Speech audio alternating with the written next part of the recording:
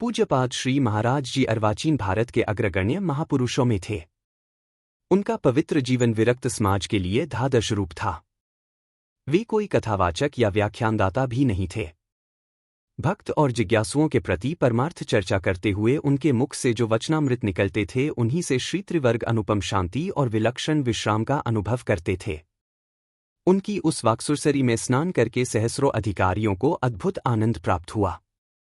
उनमें से कुछ महानुभावों ने अपनी रुचि के अनुसार कुछ वाक्यों का संग्रह भी किया और वे समय समय पर उन्हें कल्याण, संकीर्तन, श्रेय प्रादि परमार्थ प्रधान पत्रिकाओं में प्रकाशित भी कराते रहे।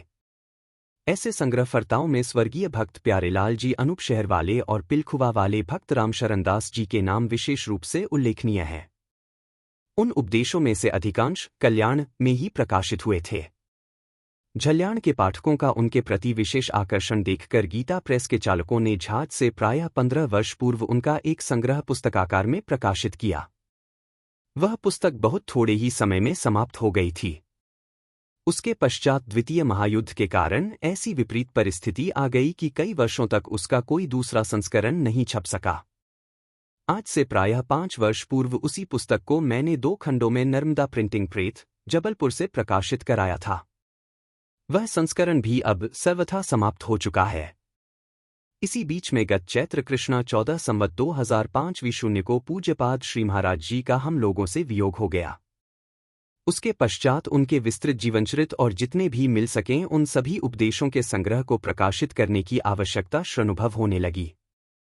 काम बहुत कठिन था। जो कुछ सामग्री थी उसके श्रद्धार पर एक छोटा सा परिचय इस पुस्तक के आरंभ में दिया गया है। उससे उत्साहित होकर यदि भविष्य में किसी सेवक को प्रभु की प्रेरणा हुई तो यह कार्य भी पूरा हो सकेगा। उपदेश संग्रह का कार्य भी बहुत सुगम नहीं था। भिन्न भिन्न महानुभावों के पास जो संग्रह थे उनमें कोई विषय विभाग या निश्चित क्रम तो था नहीं। कोई उपदेश तो कई बार लिखे हुए थे, अतः इतने बड़े संग्रह में किसी उपदेश की पुनरुक्ति न हो यह भी बड़ी कठिन बात थी। तथापि जहाँ तक वना स्वामी श्री सनातन देव जी ने इस कार्य को संतोषजनक रूप से पूर्ण करने का प्रयत्न किया। फिर भी प्रेमो पाठकों को इसमें कोई त्रुटियां दिलाई दें तो उन्हें सूचित करके अनुग्रहित करें, जिससे श्रागामी संस्करण में उन्हें सुधारा जा सके। इस पुस्तक में पूर्व प्रकाशित पुस्तक के सभी उपदेश तथा और भी जितनी उपयोगी सामग्री मिल सकी है, सभी का नए सिरे से संग्रह किया गया है।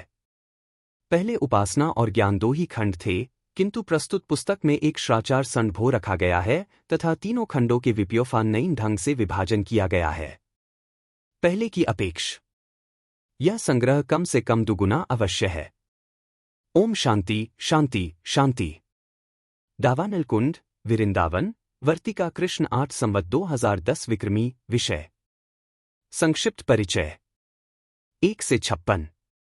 एक आचार खंड। पवित्र महिमा 58। सत्संग 66। साधक के लिए 77। उपयोगी साधन 87। त्यागने योग्य 112। ब्रह्मचर्य 116। 130। देवी संपत्ति 137। सामाजिक समस्याओं पर प्रकीर्ण 154। 2 उपासना खंड। भजन की आवश्यकता 171। भजन का अधिकारी 178। भजन का स्वरूप 82।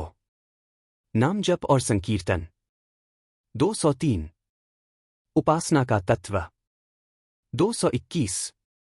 भक्ति रहस्य 230। भक्त के विषय में 263।